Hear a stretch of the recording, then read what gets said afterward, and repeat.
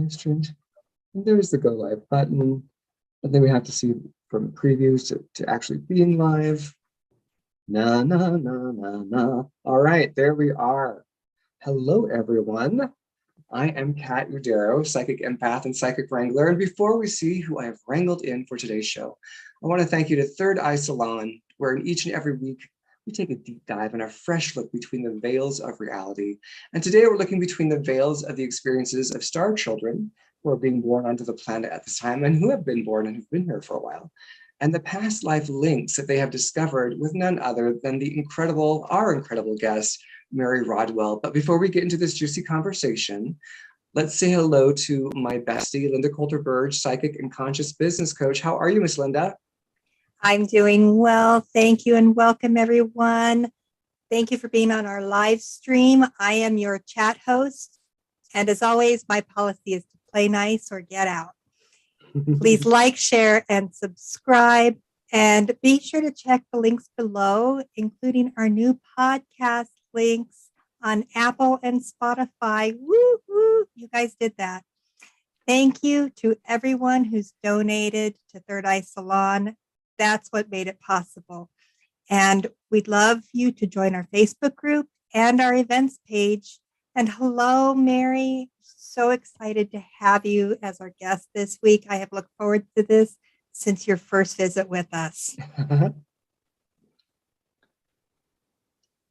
All right. We'll say hello to Mary in a moment. We'll also pop in and say hello to Miss Angela, who's with us. So who is Angela? Well, she is an artist, motorcycle mechanic, former software engineer, and a channeler, I'm sure there are many, of oneness. Hello, Angela. How are you? I'm doing well today. How are you guys? I'm excited to be here today, excited to get to Mary's work. I've been a follower for quite a while, and I've listened to several of her interviews before, and I'm so passionate about the work that she's doing, especially with the children and being a mom myself and having two of these children with me. So I'm more than excited to get into the discussion today. So welcome, Mary. Thank you, Angela. Welcome. Nice. All right, and let's get into Mary's bio so we can get into this conversation. So Mary Rodwell is the founder and principal of Australian Close Encounters Resource Network, ACERN. Born in the United Kingdom and eventually migrating to Western Australia in 1991, she currently resides in Queensland. Mary is a former nurse, midwife, and healthcare educator, health educator rather, and was employed as a professional counselor for the National Health Service UK and Australian counseling agencies Silver Chain and Centrecare. Since 1994, Mary has worked in private practice as a professional counselor, hypnotherapist, metaphysical teacher, researcher, author, Reiki Master, and international speaker. ACERN's primary role is to offer professional counseling, support, hypnotherapy, information to individuals and their families with anomalous paranormal experiences, particularly specializing in ET abduction or contact experiences. Mary is recognized internationally as one of Australia's leading researchers in the UFO and Contact phenomenon. She is the author of Awakening: How Extraterrestrial Contact Can Transform Your Life, The New Human, Awakening to Our Cosmic Heritage. Mary has also produced 2 EBU award-winning documentaries, Expressions of ET Contact, A Visual Blueprint, and Expressions of ET Contact, A Communication and Healing Blueprint. Most recently, Mary has been featured in several documentaries, including ET Contact, They Are Here, and Australian Skies 2. And also Mary has been in, people love Mary. So she's been in Among Us, which was directed by Caroline Corey, Multidimensional, directed by Peter Maxwell Slattery, and also the Netflix series Top Secret UFO Projects Declassified. That's where I saw Mary like 2 weeks ago, and I was like, Mary's on Netflix. And this is literally because no one can get enough of Mary Rodwell. So that's honesty right there. So if you want to check out Mary's full bio, go to alienlady.com and she'll have all of her information there. But if you are as excited as I clearly am to see Mary, to have her on her show talking about her discoveries, her latest discoveries with the star children she's working with, go ahead, give us a thumbs up, give us some love, and let us know that. And all right, let's get talking to Mary. Mary, how has your last year been? What have you been up to over this last year? Well, because of what's going on at the moment on the planet, I've actually been busier than I've ever been. And I would say thank you to all the chaos that's going on, because it's proved to be a wonderful catalyst and trigger for people waking up. And that's what needed to happen. So if anyone is looking at this, is it the cup half full or half empty? All I can say is it's half full for me, because what it has shown me more than anything, how important it is that this is happening, because of what is happening with everyone that is ready to wake up. And that to me is what we came here for in the first place. So you would say that you've had more cases to work on, more clients to work with, more data to collect, because people have been, their lives have been challenged in terms of how they've lived them. So maybe they've been more confronted with things that before they were able to kind of sidestep because they had to sit with themselves. Or what's you tell us what that's been.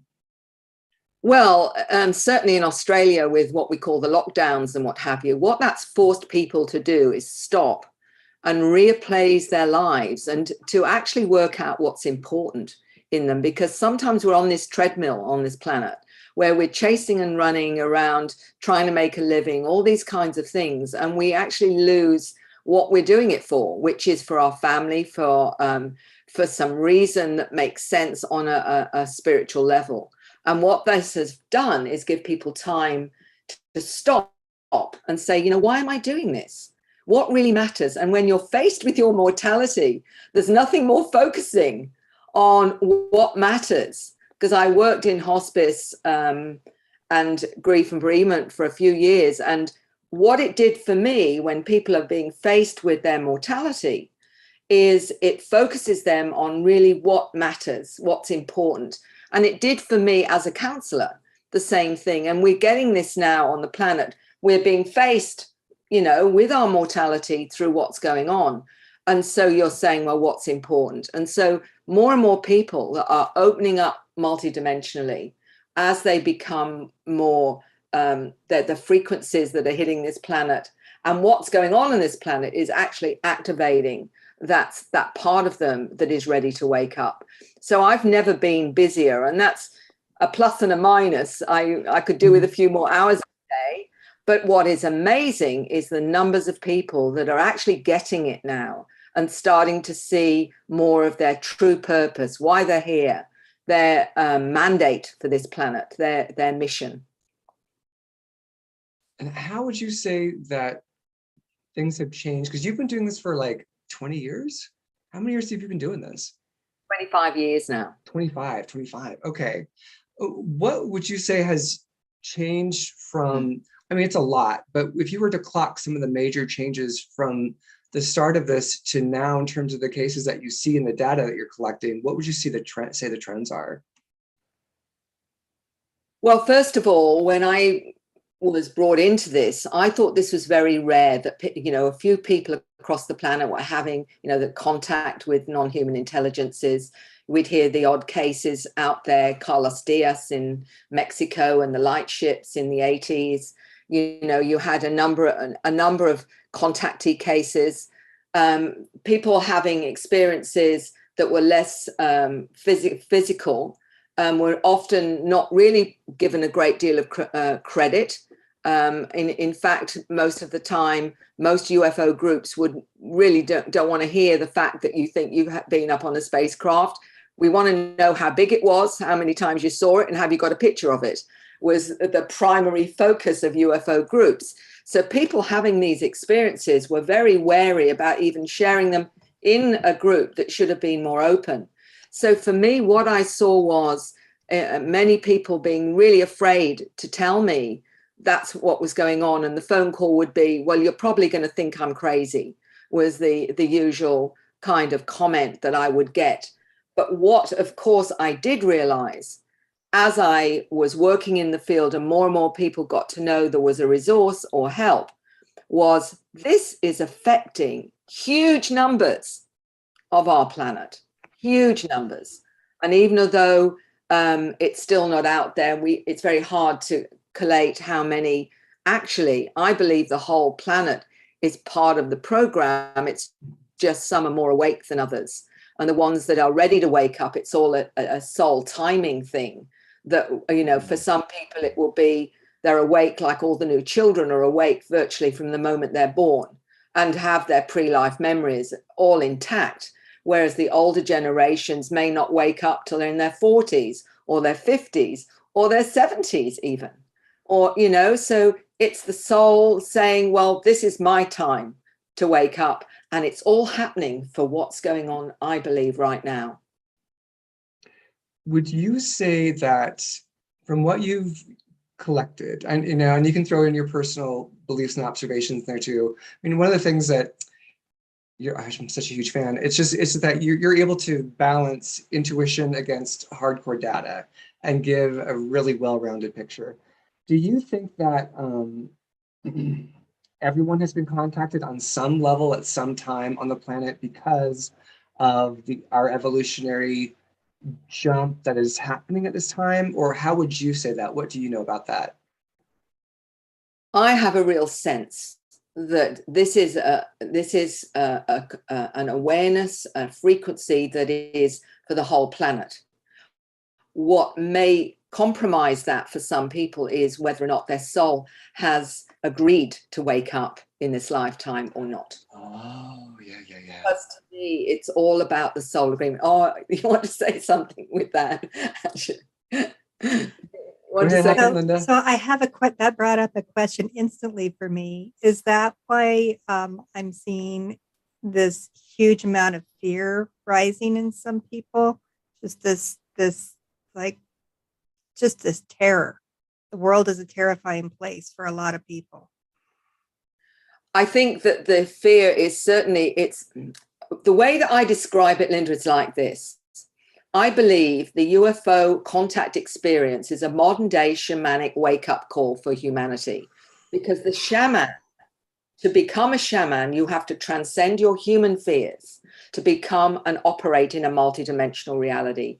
What's happening now? We're having to transcend all these human fears, our mortality, you know, waking up. What does this mean? Our whole paradigm is being, if you like, not dissolved, but actually dismantled almost by what's happening. You know, everything we ever believed about what was our reality, from education to science to anthropology, everything is being challenged now as people wake up. So it's acting as a catalyst. So can you transcend that so that you can operate in a multidimensional reality and be part of the cosmic community? That's the shamanic challenge of the modern day ET contact wake-up call, is how I understand it. And those who are feeling the desire but haven't had an experience that they remember, because I know we talked the first time about actual remembering of the experiences, what would you recommend for them to open themselves up even more to be able to, or is that part of the process even? I think part of the process is actually the desire to move and shift to that new awareness. And that if you've got the desire, your superconscious is the one in control there. And your superconscious will know when to trigger you to remember. So it might be you pick up a book on this subject out of the blue. You just come across it and think that looks interesting. That's the time that your soul self has said, we'll start off with a book. You know, but for someone else, it might be a bright light in the sky that's doing weird things. And they're saying, you know, I had this strange sighting. And we don't know what it was, but it was, you know, this orb kept doing all these strange things and whatever. What they may not realize, and many of the sightings are like that, that's actually a trigger. And there may have been a communication, a download, a pickup, and they will not have been aware of it, because they, you know, when you go up on the craft, they can shrink time or expand time. So you can be on a craft 2 hours and it's 2 minutes when you get put back down again. So when people say, I've had an amazing thing I saw with my family, or I saw this and it was doing all these weird things, my first question to them is, did you feel different afterwards? Because that will be an answer to whether or not something actually happened. And I often say to people, well, that's the family saying hello, and it's time for you to realize that. They're waving, saying, I'm here. Are you ready? Are you ready? Yeah, where does heart resonance come into play with this? Because I know there can be so much fear with the idea of being contacted by anyone. So where does heart resonance come into play with that whole interaction? Well, this is part of the soul challenge, isn't it? When somebody, for example, sees several different types of beings, and they'll have heard maybe stories about these ones are good, these ones are bad, all these kinds of fear-based things. My answer to that is, when you saw this being, whatever shape, form it was, what did you feel from it? Not what did it look like? What did you feel from it? That's where that comes in, because there's the resonance. Is that coming? And they will say, well, actually, I didn't feel a threat, or it felt okay. So that's what you trust, not the book you've read that someone else has said they're all this, this, and this, because that other person may very well be coming from a fear-based perspective, and it might be due to their belief system. They may have a belief system that all ETs are bad, and there are certainly some belief systems that believe they're all demonic. So they're coming from that programming that says you can't trust anything like this, because that's the belief you have with your spiritual beliefs, religious beliefs, or scientific beliefs.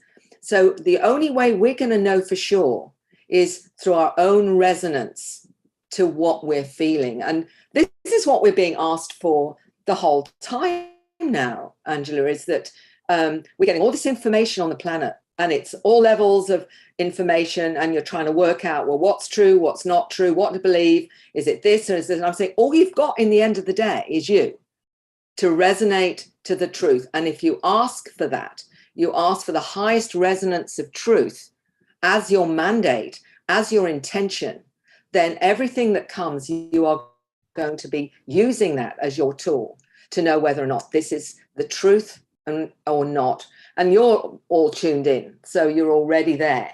But there are so many afraid to trust themselves. They always want to see someone else as the expert, someone else and that gives away your power, because you have the power. You have the power right here, right within you, to discern what is truth and what isn't truth.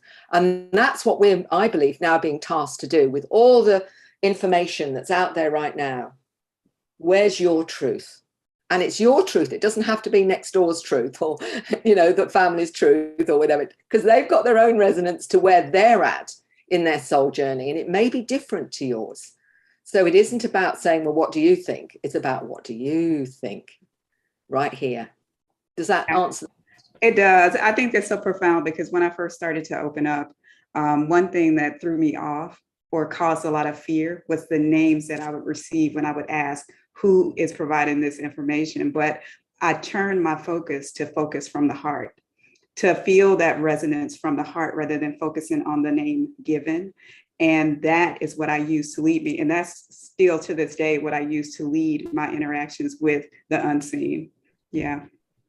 Yeah. And when I help people to operate multidimensionally and give them a kind of operating system so they can have confidence in it, first that I say to them is that your intent is the most important thing. Do you intend to access the highest of frequencies of love and awareness and truth and compassion? If that's your frequency, that is what you're going to bring in. And they can say they're this, they're that, or the other, but it will come through in the information. The high integrity of the information will tell you that the source is what they're saying it is. And that's what I go on, is the quality of the information.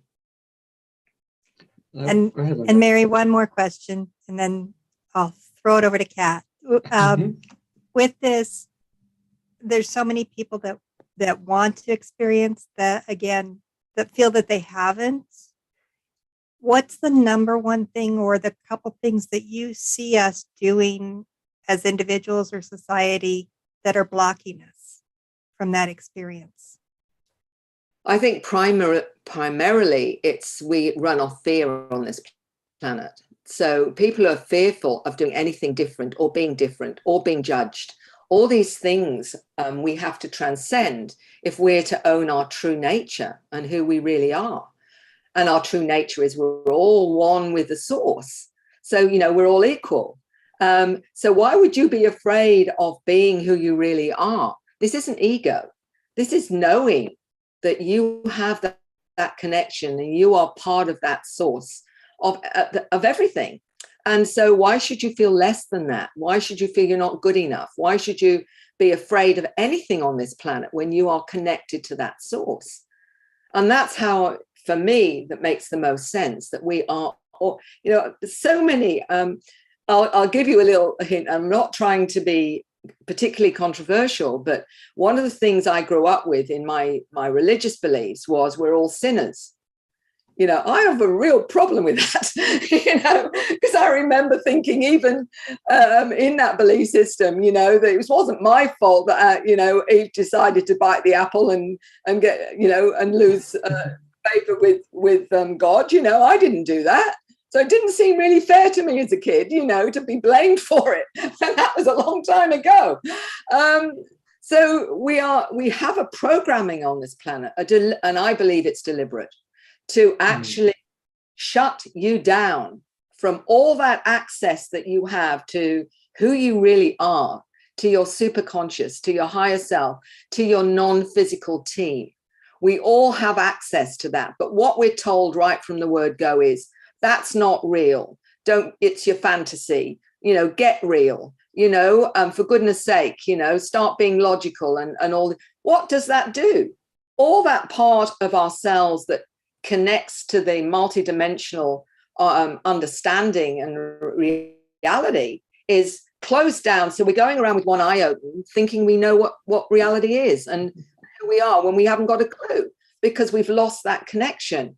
And this is the biggest concern around so many of the populace, is transcending that programming, to finally recognizing it and transcending it, and then getting to a point where they start to trust what's in here and what is coming to them from that other source of themselves. Once you can get confidence in that, and many of those that come to me, they're already tuned in. They might get downloads. They may be seeing energies. They may see spirits. They may see orbs.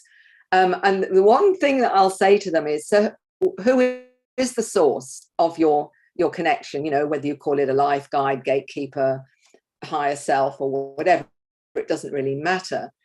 Who is it? And they'll often say, well, I'm not really sure. And I'm saying, well, you're talking to your best friend behind a wooden door. Don't you think it's time you opened the door and found out who it is?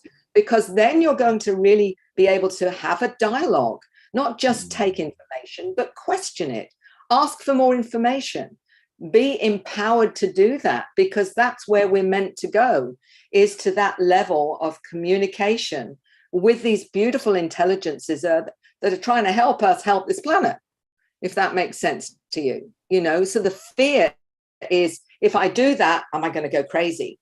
Are people going to see me as crazy, or are they going to judge me as crazy? And that's what holds a lot of people back more than anything else.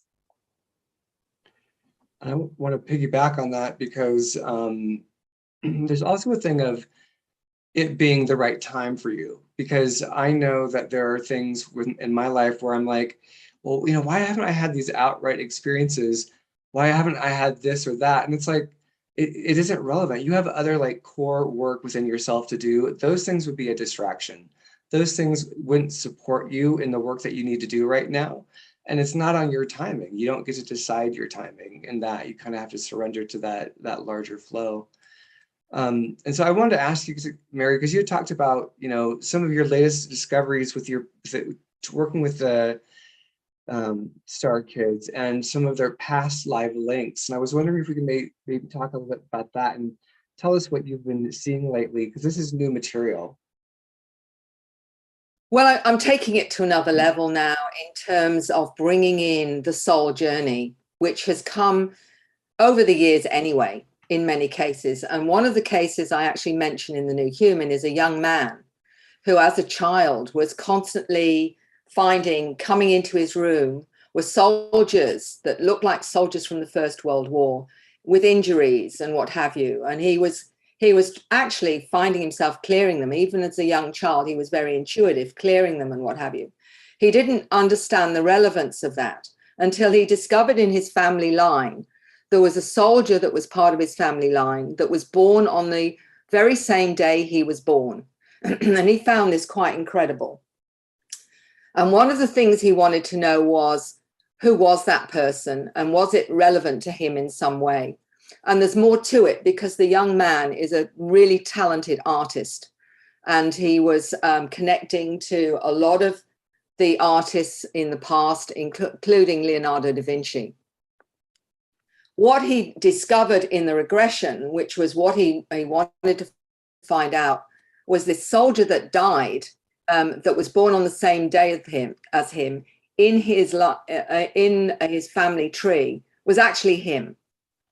And he had died on the battlefield. So he hadn't fulfilled his mission, which was to bring in artwork that was to trigger consciousness. So he'd reincarnated this time so that he could actually produce this artwork, because he came from another dimension, and it was to trigger perception. And so his mission had failed. Another one of the stories, which was I'm putting in here, is a lady who had an experience with a group of her friends that she recognized them on board craft. And what was interesting, the very next day, they all started to ring her up and say, we had this strange dream where we were on a spacecraft, and she saw them all on the spacecraft.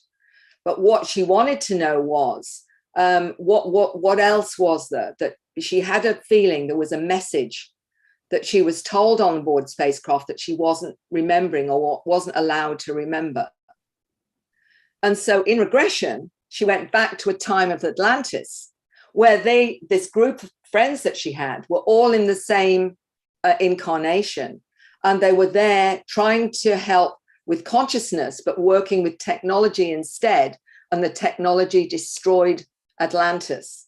So they've reincarnated because it's a similar situation right now. And so they've come in with that mandate. And she says some of them seem to have forgotten, but I know this is what I've come here to do. And she remembered her message during that time. So that was another past life link. And one of the other ones that is really interesting, and I'm seeing this more and more, is a gentleman and his communication with the Sasquatch. And what's fascinating with his communication with the family and the clan leader, where he communicates with stick language, with energy. He says they're a star being, they're interdimensional, they have love for humanity. They also are with the same mandate as the star, all the other star ancestors, that is about truth, harmony, love, and he is being taught by them. But he said some people had said to him that he was connected maybe in past lives. So the regression we did to find out whether that was actually the case, he had 3 lifetimes as Sasquatch. And so did his wife was also with him as a Sasquatch as well. So what I'm seeing is, in the soul journey, is that link to other lifetimes where they may or may not have achieved their objective and have come back at this time, now, to achieve what was not achieved last time. And there's other cases as well, but that'll give you an idea.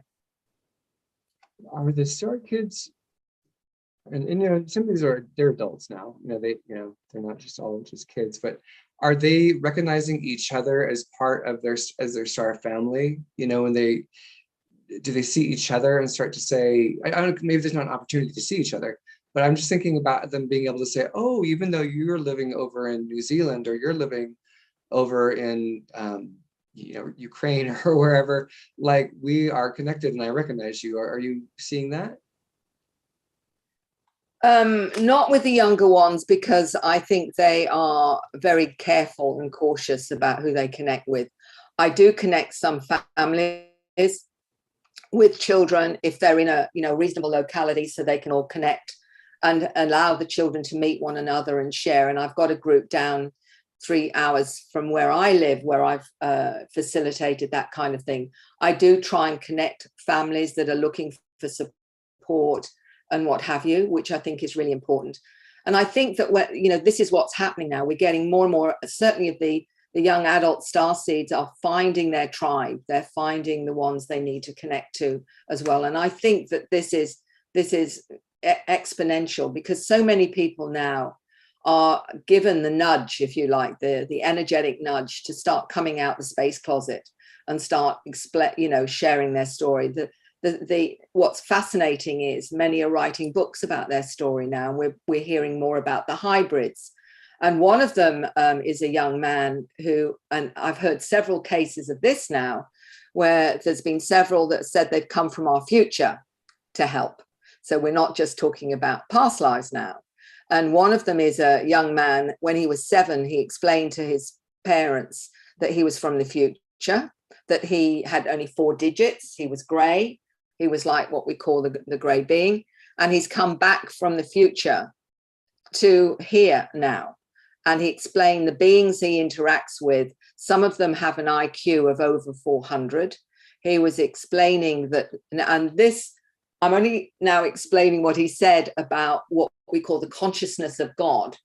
And he said they explained to him their understanding of God is like, he was saying it was like a black hole, but not a black hole. And this ultraviolet light that creates. So it's a frequency. He was described that was what it was. The source was a frequency, a violet light that creates. So you can make of that what you will. But that's what he was told by the beings that he interacts with. And I mean, let's say you can do with that what you will. I mean, I actually don't have a problem with it, because I think we're all frequency. So,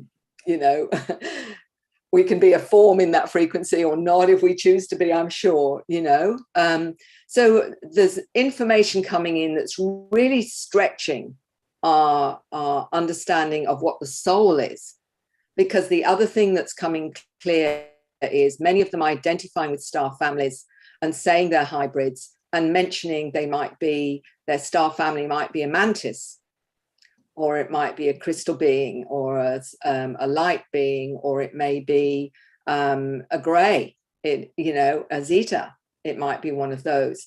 And also describing that when they're on board craft, sometimes they will, their soul will leave their human body and embody another form on board craft for various tasks. And there's been children that have mentioned this and adults that have mentioned this. So I suppose the more I am exposed to the understanding that we have yet no real idea of the capabilities of our essence, what our essence can do, and we can be operating in 2 or 3 or 4 different realities and be operating all at the same time. As one gentleman said, he was human, but he was also Pleiadian, and he was also mantis, and he was all operating at the same time. So I'll leave that one with you. Well, I'm wondering, in that scenario, are they able to, because it's what I see as parallel selves leading parallel lives, or maybe, and again, we're trying to put words around things that just are well past our vocabulary, but are they experiencing it like, oh, that's that Pleiadian version of me, I'm chatting with that one, okay, now we're talking to the mantis, and they're having a conversation while they're being the human, and they're just able to have maybe compare and contrast information or situations or experiences, and they're all being impacted and informed by each other's experiences. I suspect that's very much the case, in the sense that everything is, for example, there's no such thing as time, we're told that it's a linear concept. So if that's the case, we're all operating in a direct time of past lives, future lives, everything. So this little boy saying, my future self has come in. There's no such thing, actually, is there, in the term of that matrix that is, it's all now. But one of the cases I mentioned in Awaken many years ago, which highlighted to me something about the soul journey as well, was a lady that came to me, and she had lots of energetic blocks. And she was, in fact, walked in with her head to one side. And it was really new to me at this time. This is 20 years ago now. And these blocks that she didn't know how to deal with them. So I had to connect and sort of ask for help for this one.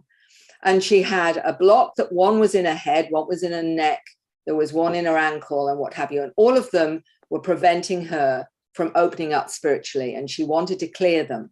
So she described each one as she removed it. And then I said, so why were they there? You know, what was the purpose of them? And she said, well, the purpose was I agreed to this in my previous life at a concentration camp in Germany, where these beings helped me. But the deal was that I would experience this limits in this particular lifetime until, of course, we cleared them. And she walked out straight as a die, completely clear. A couple of years later, I wrote to her and I said, do you still have that same understanding that this was part of an agreement from another life because they helped you then, that you would agree to this limits for whatever, and that these blocks or programs should actually, Mary, it was me in Egyptian times that agreed to experience that in the concentration camp to actually lead into my present life. So she went back 2 lifetimes to her making a soul contract to have these experiences in the first place. And at the time when I wrote, that's 20 years ago now, I remember thinking people are going to really struggle with this, this information or whatever.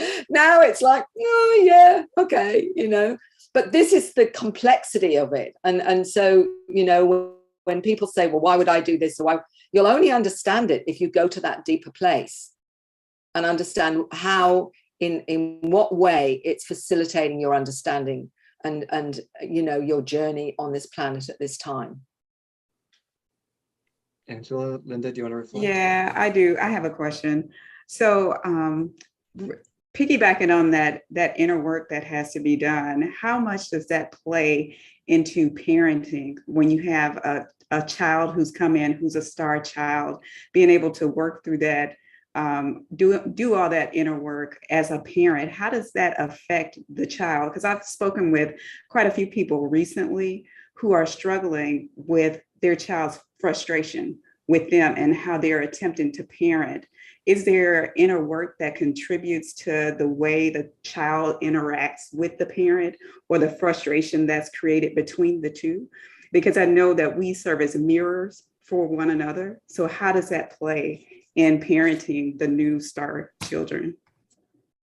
Well, all that, all those issues are part of the journey. So when I've taken people through a past life and they've told me when they're in between lives, they've explained what they learned in that past life, whether it was compassion, limits, or whatever it is. They'll then say, right, I've picked my parents and my siblings for certain ways to learn and to grow. So your child has picked you as the vehicle to enable them to grow and to learn and to be human, and all those things and all those frustrations are part of that. If it was a free ride, what would they learn? You know, the mistakes are how you learn the most, not by getting it right, but by getting it wrong. Does that make sense? It absolutely does. So it's all perfect, even though it doesn't feel like that.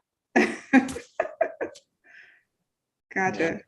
I've heard you speak before about how children defined as being on, or labeled as being on the spectrum, ADHD and things like that, how we attempt to kind of dumb it down. We kind of inadvertently attempt to throttle them back, and that's what can create a lot of that frustration as well. So can you speak to that and how to address the star children from that perspective without labeling them ultimately as ADHD and all those labels that we attempt to use?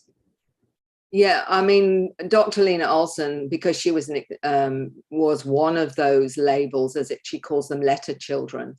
But the ADHD was retranslated beautifully by a ufologist experiencer in Hong Kong. And it was because he didn't realize till he was in his 50s that would have been the label he was given. And he said he always saw more of the matrix, more of a greater reality. And he wrote the book Close Encounters of the ADHD Kind. And he relabeled it always dialed into higher dimensions. And what we have to understand is they're coming in more awake. So they're seeing more, not only multidimensionally, but physically. And Dr. Olson has tested everything from sensitivity to hearing, sight, touch. All our five senses are heightened, and she's tested for that. So we've already got those that are really sensitive to sound, and some of them have the ability we call synesthesia, which means with synesthesia, for those that are not unsure what it means, is you can see the letter 5 as an energy, as a color, as a sound, and that it was considered an abnormal thing. I believe it's actually part of as us being activated multidimensionally. To me, that made absolute, why they're synesthetic is because they're accessing it from a multidimensional perspective and what have you. They are wired differently, so they won't be reprogrammed into this old paradigm, the 3D world, because it's no longer our reality.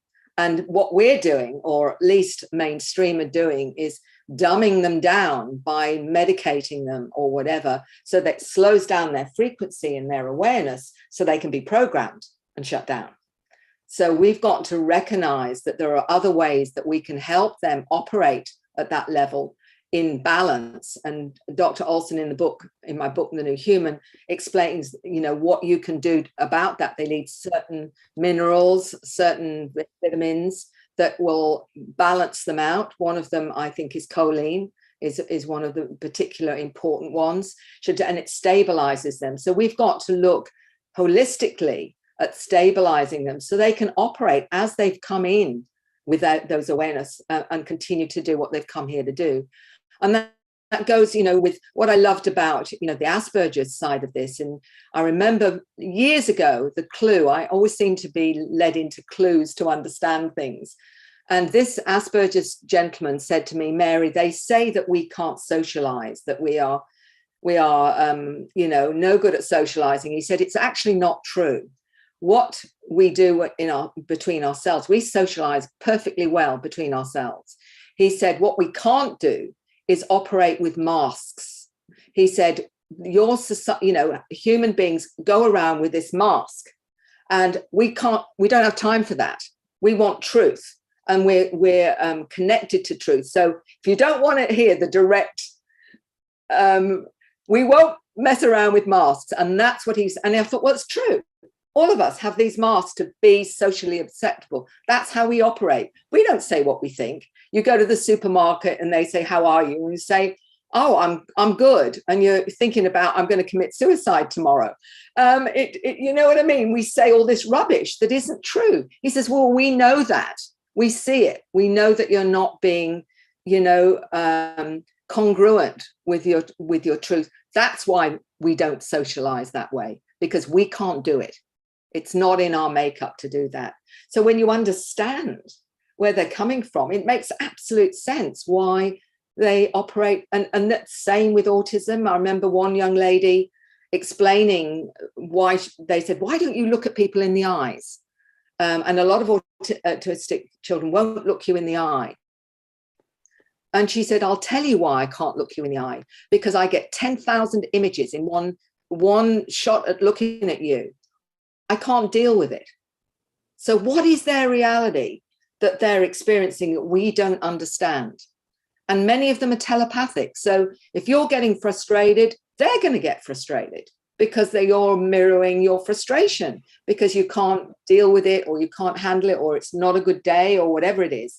We are being, if you like, educated by these so-called dysfunctions to be congruent with our truth and who we are.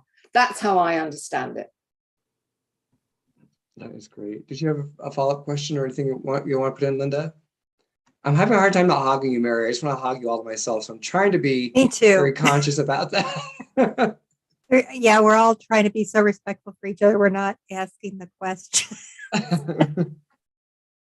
One, I can just really relate to everything you just said. The not looking at someone because of mine is in feelings.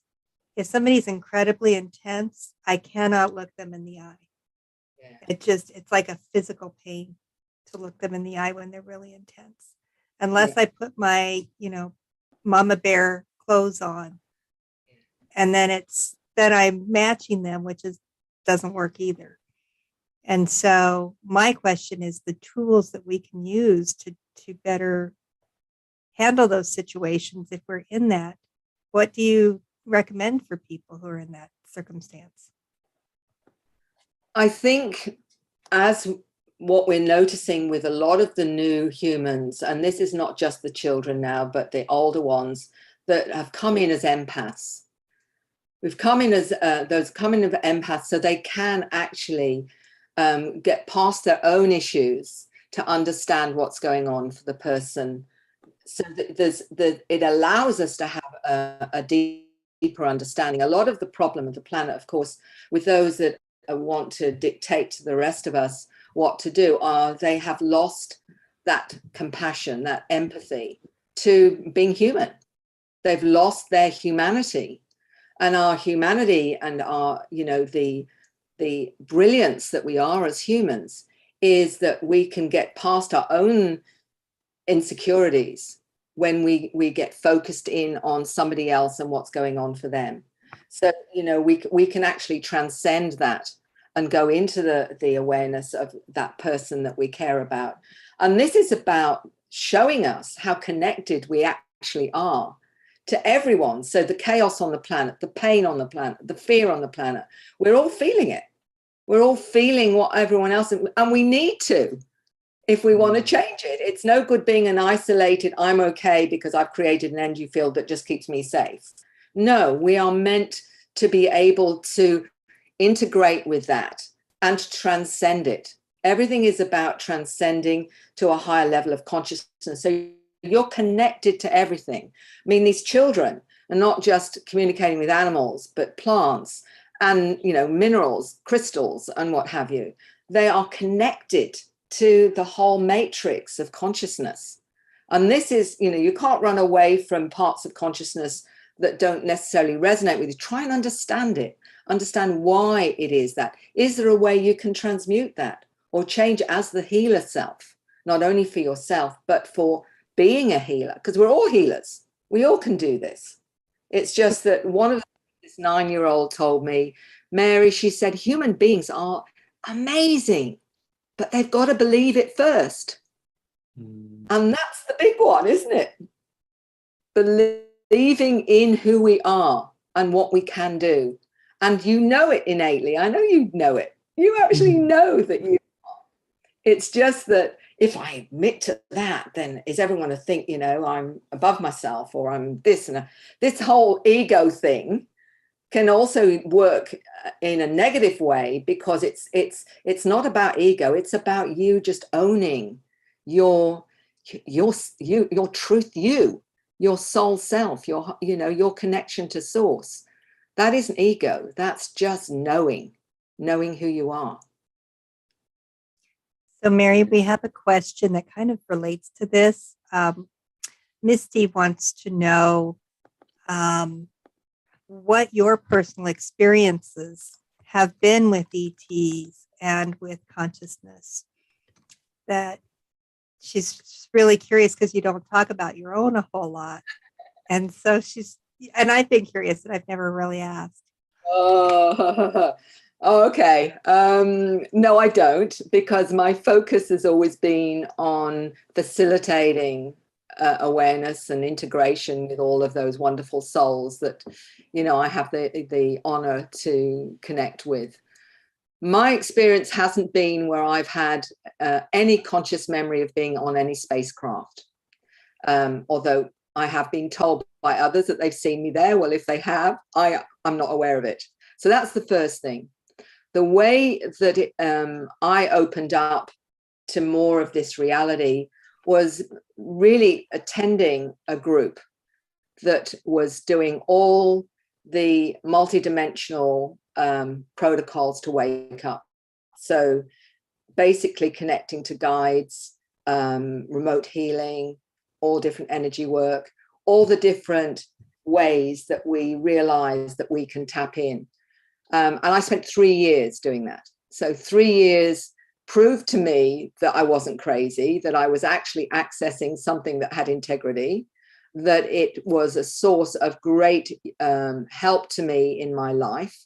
And I've operated in that way ever since. And the reason, one of the things that's been so useful with that is it's enabled me to understand what goes on for someone who is opening up multidimensionally. And my hypnosis is in the same bracket, because I look at a way of working with hypnosis where you're actually tapping in with the same frequency to the person who's reliving a certain memory or whatever, and you can get information. You know that because you're all intuitives. What a lot of people don't realize is how easy it is to connect to that side of yourself.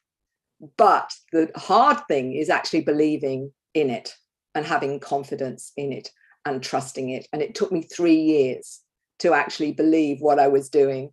And there were several experiences where I experienced overshadowing that proved to me it wasn't Mary imagining it or whatever. Those experiences, and I won't go into all of that because it shocked the living daylights out of me when it first happened, because I've always seen myself as a very down-to-earth, normal person. And so no way was I going to be able to do any of this. And what it proved to me was everybody, if I can do it, anyone can access this. It's just they've forgotten, and they've forgotten how to do it. And I say it's as natural as breathing. You don't have to have a lesson to teach you how to breathe. You don't need a lesson to remind you so much of what you really are. So my connection came through working in a group. And in that group, I opened up to my team.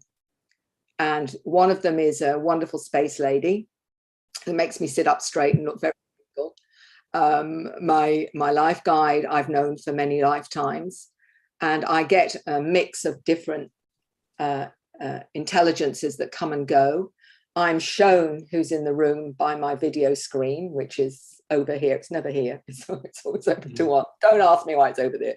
But it shows me they'll show me what I need to see, whether it's a part. Your internal video screen. It's my internal video screen. Yeah. It's always to this, it's always here.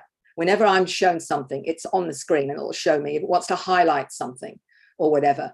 And when I'm talking, a lot of the time, people don't realize it isn't actually my conscious self.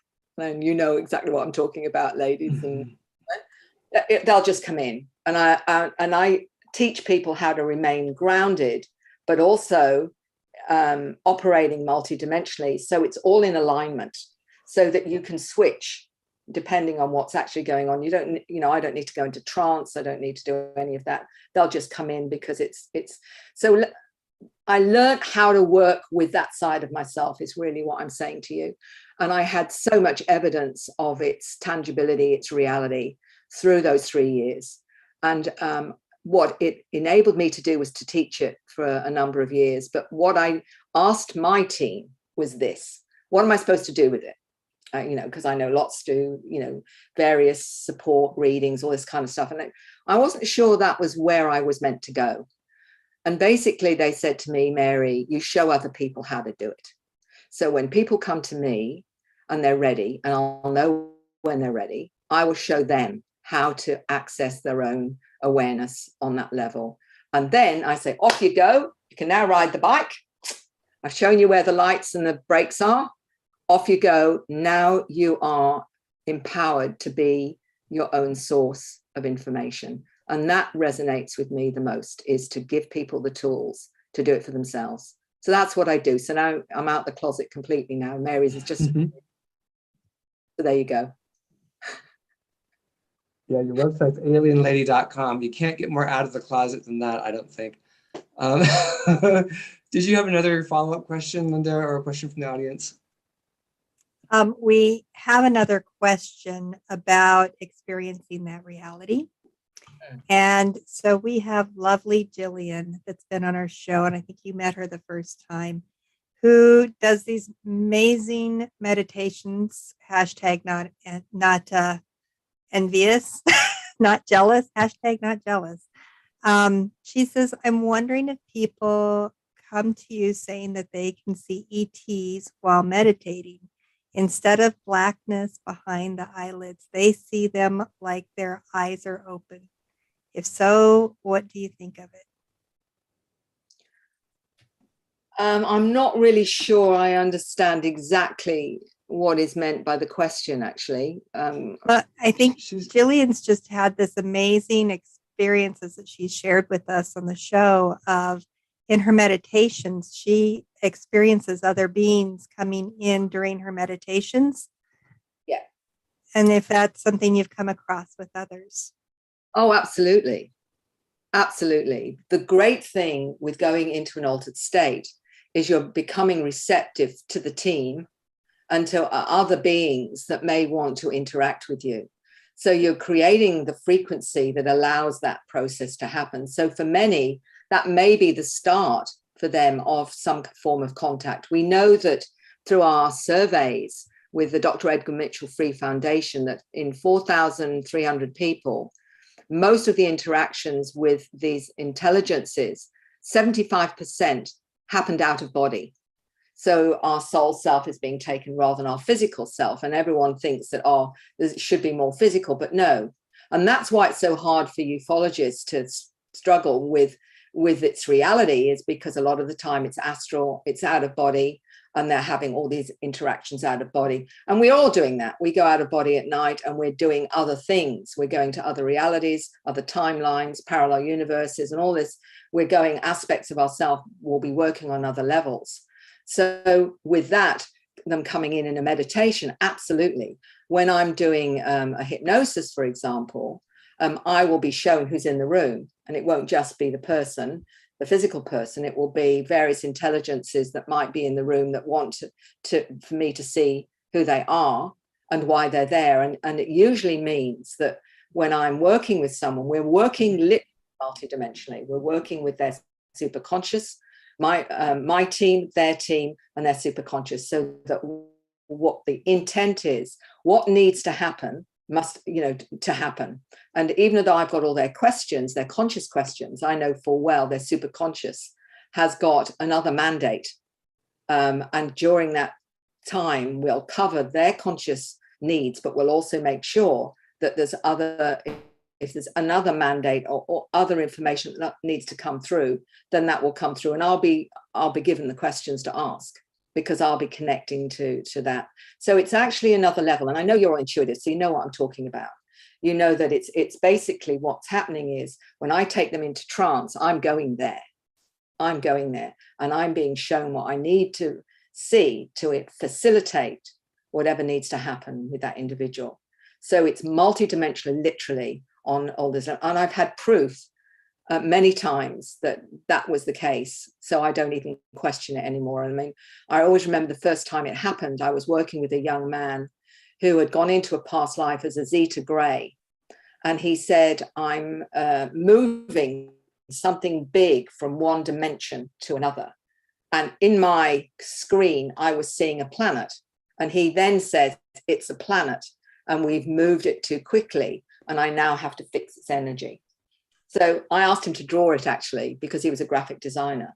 But that was the first indicator that I was getting in, because I never expected that. It wasn't, something that I was seeking.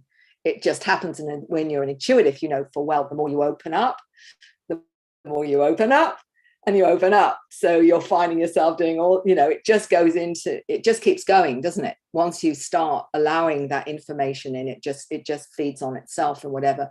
And I was told this was necessary because it helps them to facilitate what needs to happen in the individual during that trance state, or that information that they're needing, that they may not even be conscious they're needing. And when I did a regression with Peter Slattery, in very first regression he ever had about an experience he had in Victoria, and I illustrate that in this hypnosis, that he was there and we managed to find out, yes, he'd had an experience and what have you. And then in comes one of his guides, overshadowing Peter and answering and saying, Peter's not listening. He's very stubborn. And I had to shift into questioning then the guide and finding out what was it that they wanted Peter to understand. And I'm sure you've come across this kind of thing anyway, many times yourselves, but it's always a bit of a shock. Peter didn't expect that. He was quite freaked out by it, but it's just that sometimes it's easy to facilitate. I'll go in and I'll say what needs to say. luckily I knew what was going on, and that's why it's so important that I knew how it worked, because otherwise I'd have probably been freaked out or uncomfortable or shut it down or whatever. And that's why I'm grateful for my training, my 3-year training, my apprenticeship, I called it, because we did everything from, as I say, remote healing, channeling, overshadow, you name it, we did it. So I knew exactly then. And so it was, okay, what do I need to do here? What needs to happen here? So I'm not relying on just my conscious self. I'm relying absolutely on my team to give me what I need for whatever it is. And Mary, what was that training? What you just said? Well, let me put it like this. I was invited, along with a couple of clinical psychologists, and a nursing sister and a naturopath, by a medium who was told by her guide she was going to train a professional group. And we were the professional group. And it ended up being 3 years. And in it, as I say, we did from psychometry right through dowsing, all the different ways you can connect and tap in.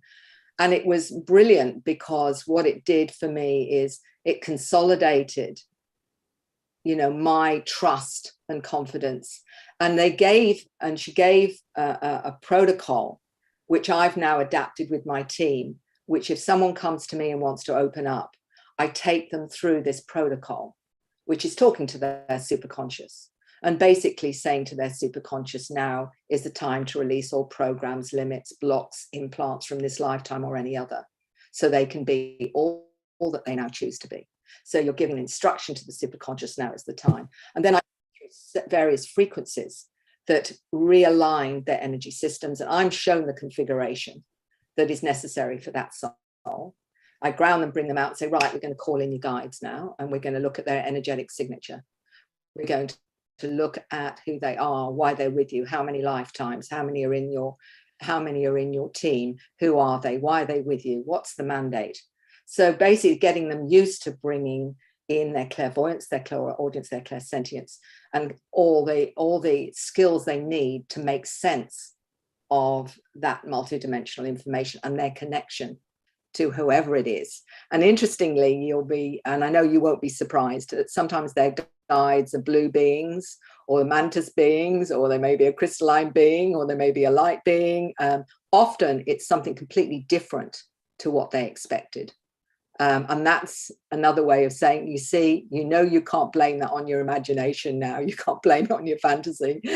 As they're describing this strange being, that's maybe blue with big black eyes and no hair and whatever as their guide.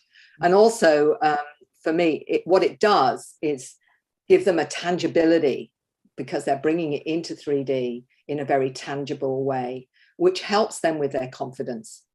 And then I say, now it's up to you. I've shown you how to ride the bike. How good you get is up to you. You have got to now work on that to expand it and expand it. And as you do, and the more you work on it, the more you, and also to question. I teach them how it's important to, question what you get. If you're not sure about the information, say, well, show me in another way, or validate it for me. And that'll either be through a resonance that you're feeling in your body, which I feel, and I'm sure you do, is get that buzz go through you. I know I'm spot on. Or you look down and it's 11:11 on the phone, or it's something on, you just look up at a book and it's giving you exactly the confirmation that the information has integrity and whatever. And so, I give them a package to work with so that they can start to grow in confidence with that. And it after that, it seems to be all that most people need once they actually get that experience, because it's profound. And I always record it, because I say every time you listen to it, you're back in the frequency, and it will trigger more information. It'll help you understand. So the recording acts as an extra aid to them till they become more and more confident. I know you all understand this. So I'm probably, telling grannies to suck eggs here. No, it's great. It's great. I think it's very, you're unpacking it for people. We have all kinds of people joining us, people who are experienced, people who aren't experienced. So it's great to have all of that. I'm going to hop into a question from Kevin Briggs, who's, you probably know Kevin. He's a contactee, and he's been to be really well known. He asks, are the star seeds affecting our evolution as a species? Well, I think Gavin already knows that, but he knows full well that absolutely what's happening is that we're being hit by all these frequencies from, you know, the cosmos itself, from the planet itself that's evolving, from all the experiences that are activated and waking up and bringing in all the scripts, the light language, the healing, the artwork, the music. All of that's coming in as frequencies that are activating people. And of course, our own kids and grandkids and whatever are bringing in those extra frequencies that are activating us. And so it really is, it's very hard not to be activated. The only way would be if your soul self chooses to stay in 3D this time. And then it's like, I'm not going to be, that's not my mandate this time. I want to stay within this parameter. It's like as a healer, and I know you'll understand this, is if someone, I get them to scan their body if they feel there's something in their body that's an imprint or a block or a program that they don't want, and we'll isolate it. We'll find out where it is, what it looks like, what the message is, and I'll say, ask, you know, is it ready to clear that? And most times they'll say, yes, I'm ready to clear it. And I'll say, go to the healer self, and the healer will bring that in. But they may say, no, I'm not ready yet to release that. And what they're saying is that it's still serving them in some way. Okay. So when it's necessary, that will actually go. And I mean, you get what I'm saying, but it's about honoring the superconscious who is actually orchestrating what they're ready for, timing, the journey, and the remembering of their mandate. And when people say to me, Mary, I just want to know what my mission is or my purpose. And I said, well, you're already on it. Your soul isn't going to let you miss the bus because it's worked too hard to get you here in the first place. So chill. That's always reassuring that your soul isn't going to let you miss it. Knock on wood. Oh my goodness.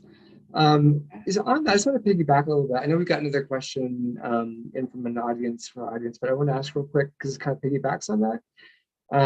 Is that because there's a lot of speak about Earth changes, the micronova, what's going to happen to the planet. And I think that, I see that as kind of like timelines. These are all various options. There's some people who are like, oh, just forget about it. The planet's going to be devastated. And I'm like, well, then why did the ETs ask us to take better care of the planet? That doesn't make any sense. Like, I kind of dismiss that one out of hand because I'm like, as far as I know, over and over again, ETs are like, take care of the planet. But some people are like, oh, the Earth's not going to ascend. It's just us. Some people are like, oh, well, we're going to be physically on a new physical Earth. Like, there's just so many different scenarios. And I'm wondering if you have anything that kind of cuts through that from your take on what you've heard from the Star Kids. Well, first of all, what you believe is what you're going to get. So it's up to you. A ring-a-ding-ding. Yep. So it's up to you. But my belief is that these children are coming in highly aware from all over the cosmos, interdimensionally, all the, right across the matrix. They've come in with skills to help us get this planet on track and to clear the decks again into what we call the higher frequency new Earth. And I don't think any of them would bother to incarnate. It was for a waste of time. And so do they see us as going into something that's, I guess you're saying it is, but whatever, I guess you're saying you have options. Which option are you going to take? Because there's options. So you get to experience what you want. That's kind of what you're saying. Well, at the end of the day, when people say, where's the free choice? Well, the fact is the free will. The fact is it's our free will to choose our program on this planet before we come here. We're working out, okay, what challenges do I need to experience to grow as a soul? So I'm going to put this in there. I'm going to put this in there. I'm going to put that one in or whatever. Okay. What's your choice? Your choice is when you're on the planet and you've incarnated is your perspective of that, your attitude to it. Are you going to be a victim of it? Or are you going to grow through it? That's the choice. That's how I see this free will choice thing, is your attitude to it. So you can choose to be the victim, or you can choose to say, you know what, that was pretty awful, and I've had a really rough time, but where's the gold in that? What did it show me that I needed to understand and grow with? And that's what you do as a counselor. You know, when you're working with someone who's gone through various traumas and whatever, you're trying to expand their perception of it so that they can integrate and grow with it and forgive through that, not only whoever it is, but themselves. So they grow enormously through these challenges. And anyone who's had really difficult challenges, I just say they're an amazing soul, because they've given themselves a really hard task this lifetime. They obviously want to really grow. And I am in awe of that. Absolutely in awe of it. Yeah, absolutely. Go ahead, Linda. I have a quick question. Okay. Yep. In the interest of, or for the benefit of everybody who's listening, regardless of what level they are currently at, what level they hold in terms of consciousness, I want you to speak on the value of walking in your authenticity, not wearing that mask, being who you've come here to be, and the pricelessness and the value that it holds for everybody whose curiosity is sparked by your willingness to be authentic, and that safety it creates for them to walk in their authenticity as well. How that facilitates the expansion of consciousness from a collective perspective. It's a good question, and it's one that I looked into probably at a very crucial time. And I was at a crossroads in my own life. I just reached 50, and there was things happening personally and otherwise. And I was also working with hospice people who were facing their mortality, and they may only have a few weeks to live or whatever, and then processing that and how to deal with it and what have you. And one of the things that hit me really was the regrets that they had.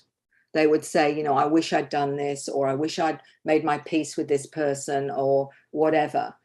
Or I'd wished I'd done what I wanted on this one, but I always did what everybody else wanted, all this kind of thing. And I remember thinking to myself, well, when I'm on my deathbed, what is it I want to leave to my children? What's my legacy to my children? The mom that's there for everybody, putting on the right face for this, and this, and this, and being what other people want me to be. And I'm really good at that. We're all good at acting. We all do this acting job on this planet, to be acceptable, to not be judged, and all this kind of stuff. And I thought, do I want them to remember that as me, or do I want them to actually know who Mary is? And so to do that, I had to be authentic, which meant I'm going to say things that are controversial. I'm going to say things you don't always want to hear. I'm going to do things maybe that you don't like, or don't feel okay for you, or maybe feel threatened, or all those kinds of things because you want to go that way. And I want mum to be a normal, not alien lady, but a normal kind of mother and grandma. And it was like, there was your choice, Mary. What do you want to leave? And I thought, I want to leave the Mary as Mary is, the memory of their mum as is, alien lady, weirdo, whatever, whatever name you want to give me. Because what I wanted to say to them is, the most important thing we've agreed to come to this planet is to share our authenticity. We've come here to be us, not a ghost, someone who floats through, never making waves or never doing anything anybody doesn't like or whatever. We've come to challenge. We've come to love. We've come to learn about non-judgment. We've come for all those lessons. And if we don't embody that, then we've lost the plot. We've lost our mandate. We've lost our mission as a soul. So this soul is going to challenge. It's going to be a pain in the neck. It's going to be grumpy occasionally, and it's going to say things you don't like. But hopefully my kids are still going to love me at the end of it all. And when I go, they may even feel sorry that mum's gone, even if it's just for the babysitting or whatever it is that we choose for, So that was my mandate. And that's why I stepped out of my, my ghost self, and said, you know what, whatever it is, I'm going to be me, and people are going to like it or not like it. That's okay, because I'm me, and you can like me or not like me. It really doesn't matter. It's all okay. And so my legacy is that, and why I've chosen to do what I'm doing. And I can't ask anyone not, to be authentic, to be themselves, to challenge it if I don't do it myself. This is about walking your talk, isn't it? And this is absolutely now more than ever, it's more important to walk our talk. No matter what goes on around us, we have to be who we are if we want to leave our kids with the right example. And that's the example, isn't it? Speak your truth, be your truth, and love your truth. Absolutely. So eloquently stated. Kat, that should be a soundbite. It should be a t-shirt. Yeah. Right. Yeah, I want to just resonate that there's there's a lot of people who have been very left brain and taught to be very left brain and rewarded for being very left brained, who are waking up and trying to find how they live in these two worlds now. And I really think that those of us who have struggled with that for the past 10 years are here to help show that way by being that authentic, both world type being. And so I'm really happy to hear that. I don't think you have to be completely woo-woo, and you don't have to be completely, in this left brain logical world. You can be both. And I think more people need to see that example. So if you're out there and you're doing that, awesome. I love that. And we have a couple more questions for you. One is, have you had anyone who had a past life experience from the whale nation? Actually, not whales, but dolphins. One of the interesting ones was a gentleman many years ago went into a past life, and he said, I'm at Atlantis. He said, I'm a dolphin. So his experience of Atlantis was from that consciousness of being a dolphin. And certainly there have been water worlds where people have been dolphins on water worlds. And I'm pretty certain if it's the same for dolphins, it'll be the same for whales.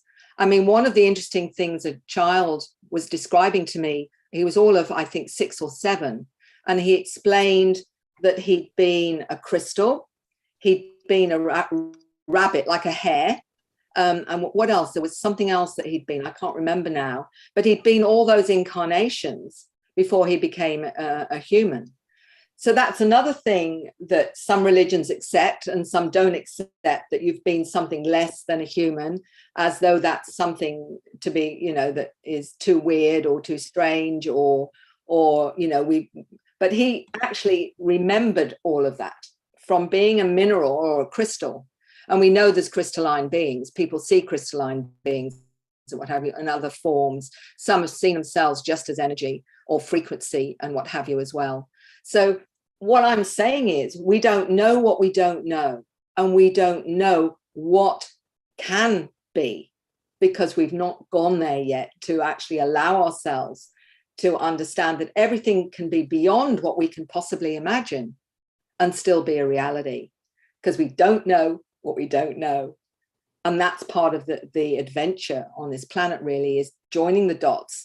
And I've always said this, and I've said it many times, that for me, my reality is an ice floe that I'm standing on, that is my present reality, which as new information comes in, that melts, and I have to jump on another one and create a new one, because now I've got more information and that one doesn't fit anymore. So I'm quite happy with the melting ice floe, which seems to keep going. It doesn't seem to stop. Evolving. Go ahead, let me hit up with, I know there's another one. I have a couple more. I have one that came in earlier, and it has to do with things that you've been bringing up in other conversations with the Star Children and music, and that you're collecting that music, and they wanted to know if you are going to make that available to people, and if so, where and how and when can they get it?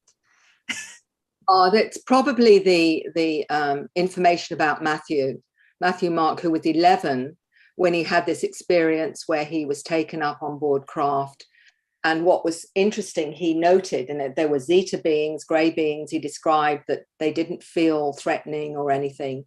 And they were working on some kind of technology. And he said it was doing something to his DNA. He then says to his mum that he's got these songs that he has to play on the piano. And he was still learning the piano. And he had the names of the songs. And one is DNA, activation of DNA. There was one called Arrival. There was a series of 6, and he knew the titles before he played them. And when he played them, he asked his mum to video and tape them as well, which she did.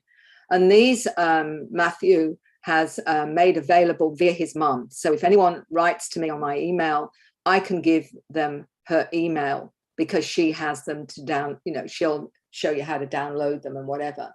But what's fascinating is that a similar thing happened with Juliana Oka, who lives in California. She's Japanese and is the most amazing violinist, who learned how to play the violin with movement by this otherworldly angelic being.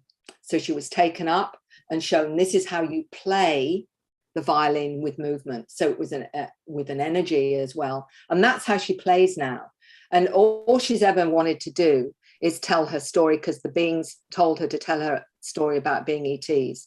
I sent Matthew's music to her and said, tell me what you think of this as a musician and composer yourself. And she said it was genius, and that she had exactly the same experience when she was a child that Matthew had. So I'm always looking for corroboration, for a way of validating information when it comes, because it's so important for people to take this on board. The more that you can give them information that has more, that extra data makes a big difference in their belief system. If, there's got this person and this person. So Juliana validated his whole process. And what I came across, and I've shown in my presentations, that this is happening across the globe, because I showed a Chinese lady who had this music. She was shown in her dreams, never played the piano, and found a friend who had piano and started playing in this really unusual way to get various tones. But it was all coming from what she'd been given out of body by these beings. So it's not just an isolated thing here and there. It's actually happening. And there's many musicians that are tuning in that have had experience. I come across many that say it just comes in, Mary. So what they're doing is making sure these frequencies are being heard around the globe, and it's coming in with star languages as well, of course, not just the actual, music as well. Many are bringing in the frequencies from various star systems and what have you. So Matthew Mark's music, email me, and I can put you in touch with Monique, who's the mother of Matthew Mark. Perfect. Thank you so much. I wanted to ask you, in terms of how things are going forward, disclosure is a hot topic, and there are people who are still waiting for the government to do disclosure, which I don't know. I've done a hard pass on thinking that's actually going to happen. And I'm just wondering what the STAR kids are saying in terms of disclosure, or are they like, hey, we're the disclosure, we're it, what's happening? What do they have to say? Well, I think, Kat, in many respects, you're absolutely right. What I'm noticing, and of course, the disclosure that we're getting from the government is makes me chuckle, really, because here they are, 80 years, 90 years ahead with thousands of sightings, pilots, credible souls all around the globe from, all professions have seen craft and whatever. Every 6 minutes, someone around the globe is taking photos of these craft and whatever, and then saying, yes, there are strange anomalies in the sky. We don't know what they are. I've never heard such a load of rubbish in my life, because the whistleblowers over that time know that they have craft, they've had beings, they have technology, etc., etc. But obviously at the moment, that's not okay to put out.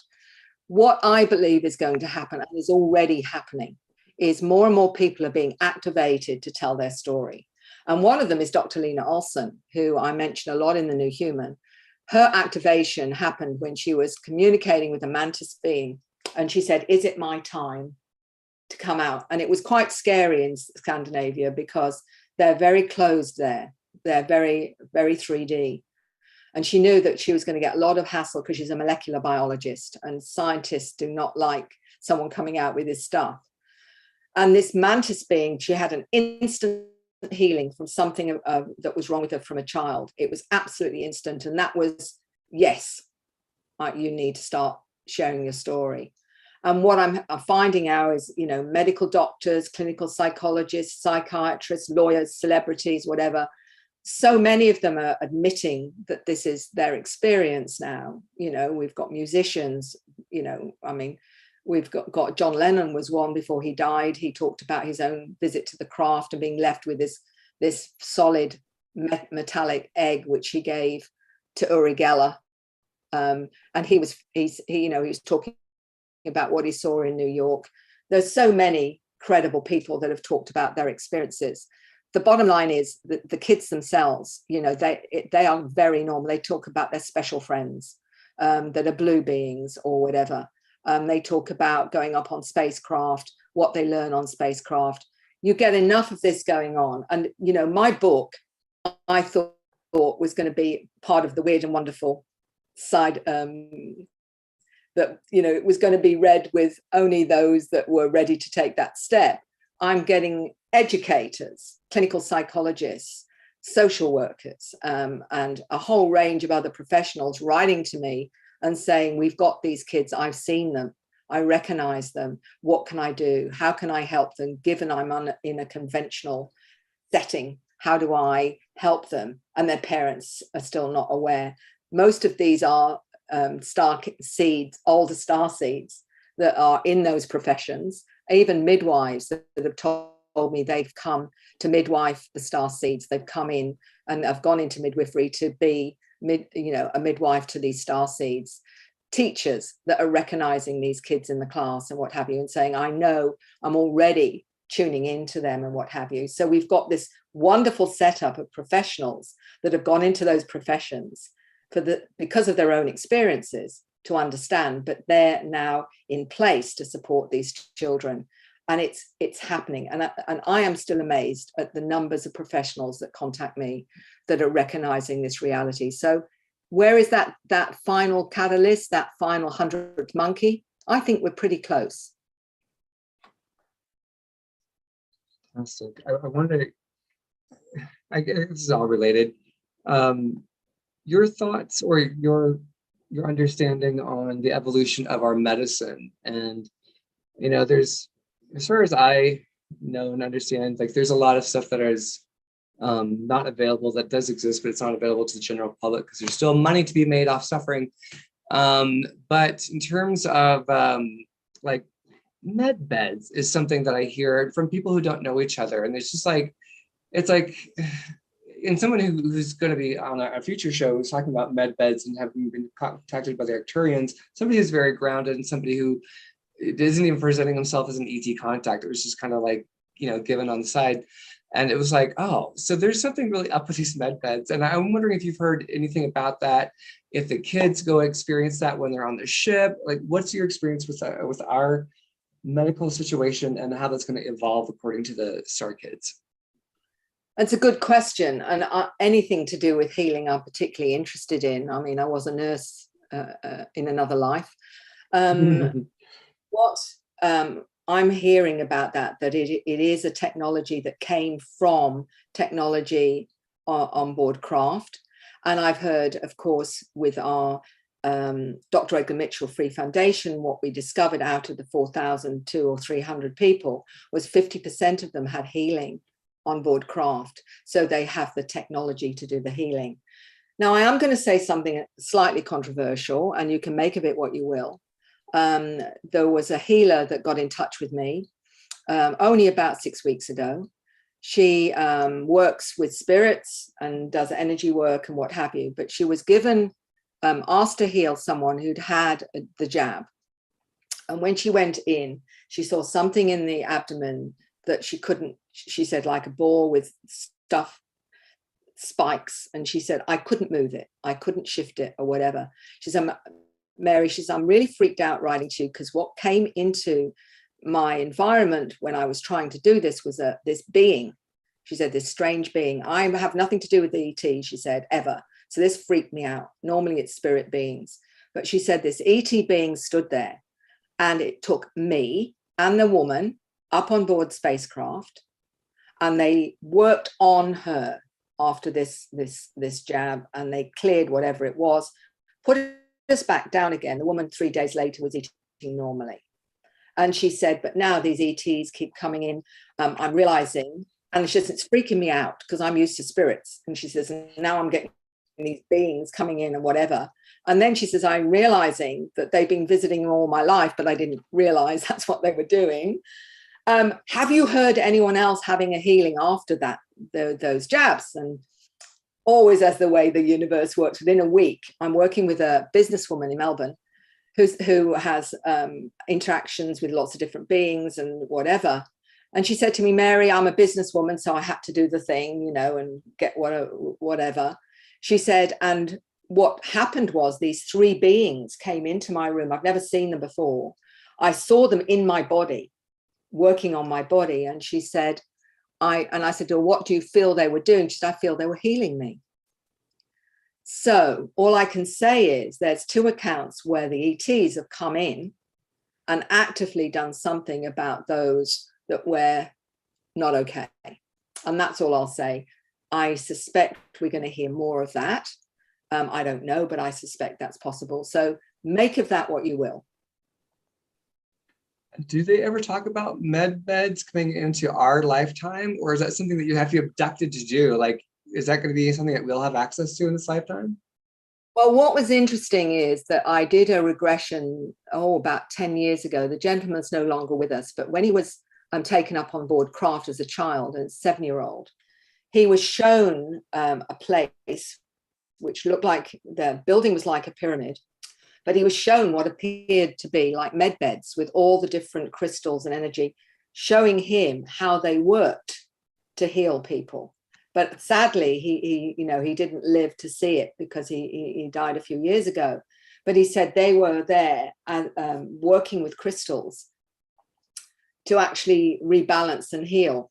I suspect that we're going to hear more of that and new ways of healing. And I think that may even come in with the downloads that people are getting in terms of new technology. So I think we are on the cusp. And so, when you think of all the damage that may have happened through what's been going on, I do think we're going to be given tools, many different tools. And it's all part of this, again, upgrade of how we explore healing and how we understand healing. And I think we've only just begun to see what can be done. And I think this is really exciting because, again, it's another way. Every time there is an obstacle, there's always the way to transcend that obstacle and go to another level. And I think this is what it's encouraging us to do. Yeah, I think it's a good pivot point as opposed to, a lot of people have very strong opinions about good, bad, evil. And it's like, we don't really entertain that here because everyone's sovereign. You get to do what's best for you. But no matter what, like, Ari and I were chatting earlier before the show started, it's like, we're all in this together. I'm not here to take sides. And no matter where you're at with that, if you've been negatively impacted by anything over the last 2 years and trying to accommodate to your best you can for the last 2 years, then that the story doesn't end there. That's a pivot point of going higher. And it's not that it's irreversible or you shouldn't, like any judgments that start flying. It's like, no, we're all in this together. We're going to link arms and we're going to all support each other moving forward. If that's what you want. And if that's not what you want, then that's cool too. It's whatever's in your highest good. And, we just embrace people where they are at because we're all at different places and it's all important. It's all valuable. A judgment is a human thing. It's not, it's just our perspective. Absolutely. The way that I look at it is we've all come in to have different experiences. And it isn't about me judging your experience because of this, because mine's this experience. Some people have appendectomies. Some people don't. You don't judge the person that's no longer got an appendix with someone that, the most important thing is honoring people's journey, whatever that journey is, because their soul has offered them that as a pathway to their human adventure. if we all did the same thing, we all would be like clones, and we're here to be individual objects of a source of intelligence and learning and growth. And that has to be different with each one of us. Yeah, we got to have the contrast, because we're all, God is experiencing all the different possibilities within each and every one of us. And all of them are valid, and all those paths are valid, because that's how Source is learning about what it is to be separate, what it is to come back into wholeness and come back into unity. I'll ask one more question here, and then I'll make sure I toss it back over to the ladies, because it's really hard not to just hog you. What do they talk about future tech at all, or if we're going to be able to see any tech in our lifetime? Talked a little bit about the med beds as being a potential. The ETs are working with people with that. And I think as we, again, this is my 2 cents, as we evolve and our consciousness evolves, then we can say, oh yeah, I have ET kin. I can reach out to them and say, can you work with me on this? Is my karma done in this one? Have I learned everything I needed to do? Can we get that healed now? But I'm wondering if they see any like physical tech coming in, because there's been so much like of a hubbub around that for the last 5 years. I'm wondering what you know about that, like tech in general, that's like pro-human and not, slavery, like not the negative AI stuff, but positive life uplifting stuff. Well, I think we were at this point when we had Atlantis and Lemuria, and Atlantis was all the tech and Lemuria was all about higher consciousness. And I think what we're being tasked to do now is make a choice between realizing in higher consciousness, we can manifest whatever we need. So we are capable of doing all of that. And the tech actually gets in the way. Because if you think about the tech, it's a containment, whereas we are unlimited, and we can manifest. We've just got to now understand how that works. That's our tech. That's spiritual tech. Spiritual tech, hashtag spiritual tech. That makes me so freaking happy. Thank you. That was gorgeous. Angela, Linda, you want to hop in any here? I just want to say, I think you've brought some, like I've had this little nagging thing that's bothered me that I haven't actually ever said anything about, in that I used to see physical UFOs. Not a lot, but different ones. And I haven't. And it's like, well, why not? Why not now?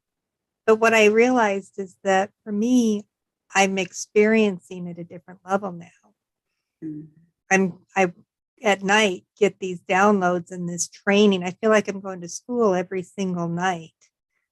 And the other night I had this whole training on fear and, how it depletes us of our now. When we live in fear, we can't live in now and experience now. And so I'm curious if you're seeing that kind of shift for people as well, that they may be experiencing things in a different way than maybe the initial, like you said, the initial is a physical wake-up call or introduction, handshake for something else. Yeah. India, I'm absolutely with you on that. The whole idea is that we don't stay static as a consciousness. We're constantly being upgraded to the next level. As soon as we're ready for it, then it changes into a new way of understanding. And as you say, for you, you don't need to see the physical anymore. That's done with. You're now operating on. I'd love to. Yeah, well, I'd love to. I've often said, it's about time, you landed and I shook your hand and tell me all about yourself. And I would love that on a physical level, because, there is still that very physical part of us that wants the tangibility, wants to touch something solid and what have you. And that's the conflict often, isn't it? Is it actually real? And I think most of us, no matter how aware we are, now and again want something really tangible to look at, like the tangible. And that's why my Facebook, I often put sightings and craft, just to remind people there is a tangible element to this. But ultimately, it's about us realizing our own ability to access. Lots of people will go and stand in a field and call them in. And I think that's beautiful. It's a sense of community. They'll have experiences and they'll see the craft and what have you. But you know what? You can actually do it sitting in your own bedroom, having a chat as well. You can do it that way too. They don't necessarily need the field in the middle of the night and you're getting cold sitting in a chair or whatever. And I'm trying to say there are many ways that we are able to have contact. And, it doesn't have to be that way. One, it's a good way if you want to be with others and you want to share a joint experience and to have maybe sightings and see that. I think it's a wonderful way to validate what you believe. And I've been on a number of them. But most of my clients have their contact in their bedroom in the middle of the night, where, they come and they'll go through the wall or go through the ceiling or go through the wall, the window, and be taken up and have a whole experience on board craft. They may be shown around. They may actually wander around because they're comfortable there because it's home for some of them. And then they come back and they're back in their beds with a whole new awareness or whatever, like yourself. That's the next level, is we are now operating multidimensionally and not just in our 3D. Hop in, Miss thank you. Angela. Oh, sorry, Yeah. Linda, did you? Whoever wants to talk gets to talk. I don't have another question. I think that's such a great perspective. I've never considered it that way because I would often wonder why I'm not as visual anymore. Like I've gotten to the point now where I don't see things consciously. I see them as I need to see them, but attempting to invoke an image or see an image, I don't see in that way anymore like I used to when I was younger. Now it's more feeling, like I can feel tactilely everything around me, the energy that flows. I can feel that with my hands. So yeah, I like that perspective. I just never thought of it that way as part of the evolution of your intuitive senses. Yeah. I think the thing that fascinated me that I didn't realize happens, and I don't know whether any of you or your listening audience have ever felt it, is you can be looking at a place on the planet and then you can actually get a sense of the smell of that place where, I've looked at sometimes a place where it's very dirty or, it's a poor place where, people aren't living well or whatever. And I'll go, oh, what a poor, to get that. And that surprised me. But what surprised me even more was when one lady was talking about a life in medieval France, I think it was, and I was seeing the pebble stones and I was seeing the houses all over and the smell that came through with that was just, how they used to throw their urine on the streets and they used to throw out windows and whatever. And I'm picking up what it smelt like. And I'm thinking, how does that happen? It isn't as though I expected it or I sought it. It just happened. And I was, really, really pongs. That's what happens. The more you open up, the more these things start to come in. And, that's what I say to people. It will just grow. As long as you stay with it and you honor it, then you'll just keep expanding that multidimensional side of you to pick up on all sorts of things. The main thing is listening to it. What do you sense? What do you feel? What do you know? Are you listening? Are you listening when something comes into your frame of reference?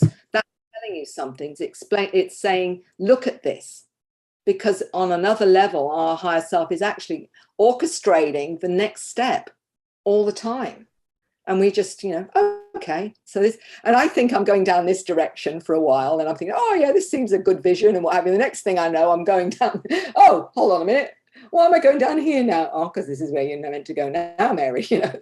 So it's don't try and plan too much because your plan may literally shift by tomorrow. So just let go. They say be in the present. Well, I've been told that more than once. It's now, Mary. Tomorrow's another day. You don't know where you're going to go tomorrow. Mm-hmm. So you can embrace that. And, I think that sort of helps you manage this human incarnation a little bit better. That's great. We've got about 14 minutes left. And so I know we have a couple questions left. And Karen Swain has joined the live stream, which I just want to say, hey, Karen, we love you. And I feel like Karen is the connecting point between me and Mary. So do you want to hit up with the questions, Linda, that you collected? Sure. The first one I have is Sarah wants to know, have you heard of Ascended Master Sarah, daughter of Jesus and Mary Magdalene? I can't say I have, but it wouldn't surprise me in the slightest. There have been many, many stories about, what did happen, and what, where we had Mary go to France and was married to Jesus and had children and what have you. So I mean, there are so many different stories, but I haven't heard of that. But if that's what someone is tuning into and feels that's the source, well, that's wonderful. It's another beautiful, loving source with that Christ consciousness, which is just brilliant. And Spirit Sight with Mystic Moon has a question. Do you find hybrids run in family lines since contacts? So I didn't fully understand that one. I'm not sure if I'm reading it. Yeah. Do you find that hybrids run in family lines? We'll leave it there.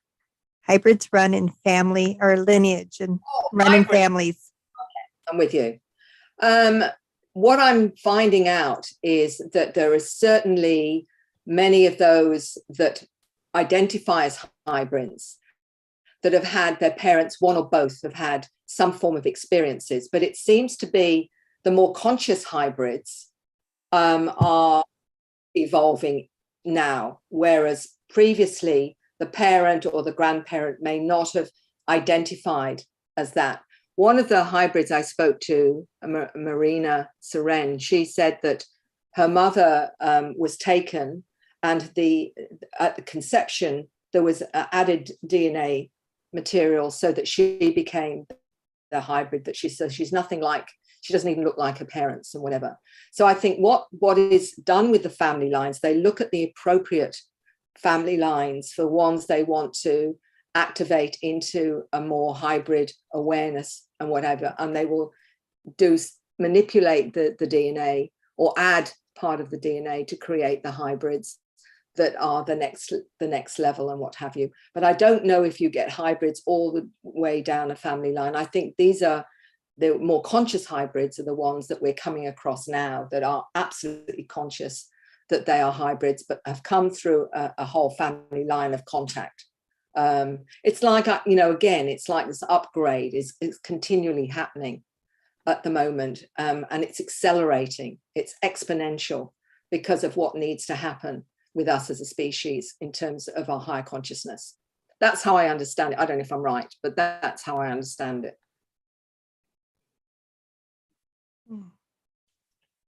Great. I think that I've hit all the questions from the audience. Oh, great. Okay. Perfect. Thank you. So, Angela, did you have any final closing thoughts, or you just joined the vibe? Riding the vibe over there, aren't you?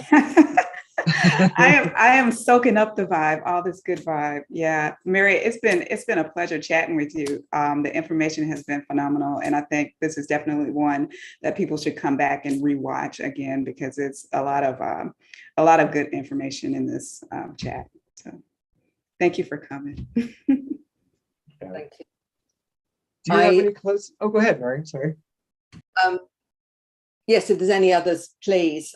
All I would like to say more than anything is that whatever information that I become aware of, just remember that's always evolving, and that what my truth was last year may not quite be the truth it is now. All I can say to people is, with all truth, all someone's information, is to take what resonant that is. I don't pretend to be any kind of all-knowing anything.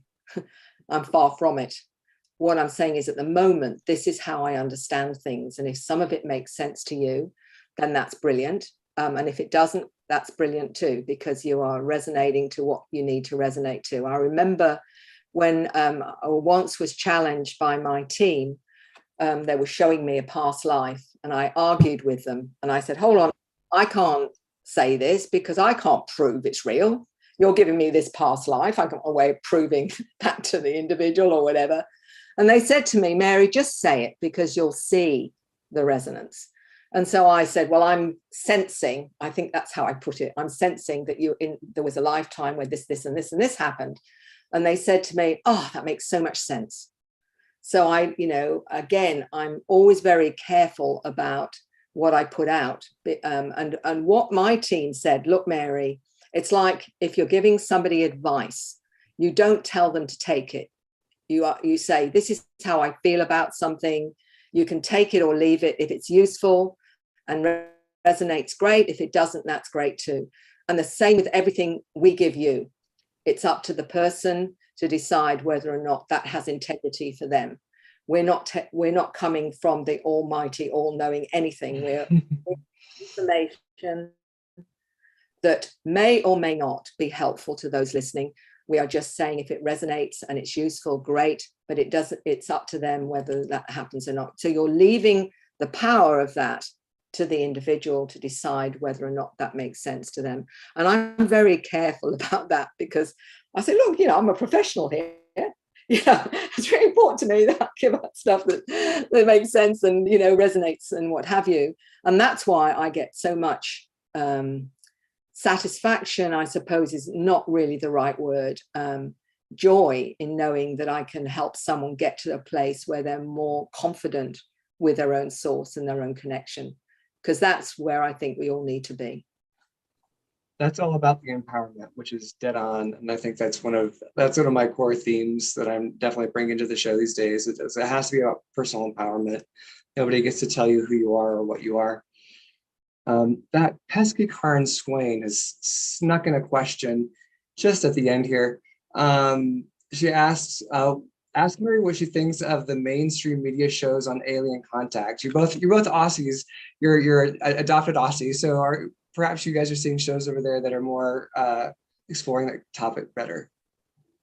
Oh, Karen, all I can say is, it's like going back in my reality 30 years, because it's still all the same old. We're not going to get it from mainstream. They're still saying, and can you believe that the network actually got this strange light, and they're still trying to work out what it is. And then we have some brigadier or something saying, oh, there are some things out there we're not really sure about. And I'm going, just give us a break. What is being put out though on in an alternative way, some wonderful documentaries now. Carolyn Corey has put up some wonderful ones, Supernatural, all these super kids and what have you. You've got Peter Slattery with multidimensional documentary. One called the Australian Skies 2, which is about Liam Freeney and his experience of going out and constantly having the craft there and understanding his journey. And that's a good one as well. So there are some really good ones, but not coming from what I call the mainstream side of things at all. It's still just revisiting the old stuff. And if you tell me any more about Roswell, quite honest, I'm probably going to go somnambulistic for a while, because I can't cope with it anymore. Whether it's real, not real, had happened, hasn't happened, was it one, was it two? To be quite honest, you know what? I'm really not interested anymore. It's done and dusted. It was 70, 80 years and 90 years ago, whenever it was. Let's move to today and what's happening today. And this is what this is all about. You're talking about multidimensional awareness, multidimensional connections to all these intelligences that are part of our lives now. That's the reality. That's where we're going. And it's about consciousness now, guys, ufologists that want to stay with the nuts and bolts. It's about consciousness. When 75% of interactions are out of body, it's about consciousness, end of. Yeah, that whole Roswell thing is just like, again, you're still. And Karen did make a good comment where it's like, but that is also good for people who are just now cracking that stuff open and they need to be there. That is great for them. For those of us who've been, studying it for the last 20 plus years, it's like, oh, good grief, you cannot be talking about that again. Which is why that show that you're on with and Netflix, Mary, was so refreshing to see, because they really did look at things much more expansively and objectively. And they had like the nuts and bolts things, but it didn't just end there. It was more inclusive. So if you just go to Netflix and type in Mary Rodwell, that show will pop up because she's so popular. But we are at the end of our show. I'm going to toss the mic over to Linda to start thanking all of the lovely people that have been with us today. Thank you, Oh, there you go. everyone. We had such a good conversation in the chat, and you guys were so informative as well as asking great questions. Love that Mary has been here again. Have you on all the time. I love the questions that come up in my own head, and really, really can't say enough. And also, make sure everybody, if you also feel the same way about this show, that you hit the like, share, subscribe so that more people see it.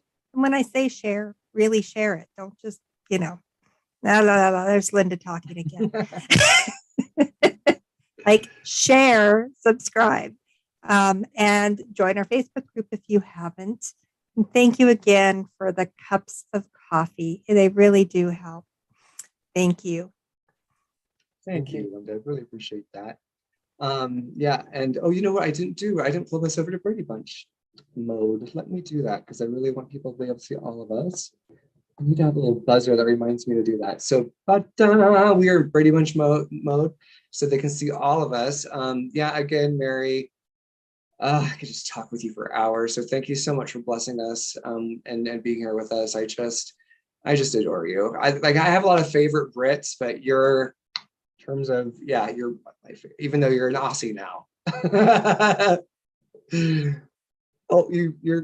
Can you say that again? You cut out there. Yes, I'm a Pom Oz now. I'm a hybrid. You're a hybrid. That's great.